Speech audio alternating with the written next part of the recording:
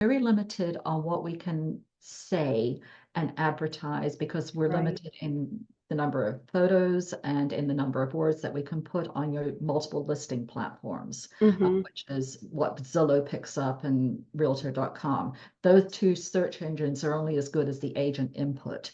But the different MLS platforms will limit you on what you can do. For example, Central Texas MLS, which governs the area between Waco and Austin, such as Belton, Salado, Temple, and Passes, you can load up 48 photos.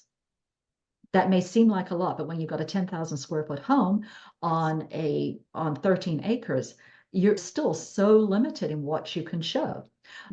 It goes back to the newspaper days, back in the day, for anybody who's out there that still remembers that. We used to have to condense a lot of information in a limited set of inches. And so Wow. you become very, very careful about your words, short bullet point sentences. Right. And when you say have a reporter who has turned in a 12-inch story and you've only got 10 inches, and they are just packed with information.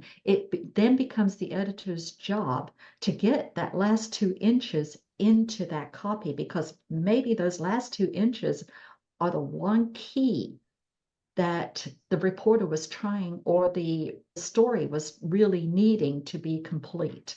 And so you learn to really go back through and edit down those sentences. And you can typically find 12 out of the 12 inches, a good 10 inches. Sometimes you can get it down to 9, and then you can do a pull-out quote. That is so interesting. I never even thought about it like that, but even in my work, I totally see what you're saying, where you have to shorten things up, make it Mhm. nice and tidy, stay specific to the Mhm. point. Right there.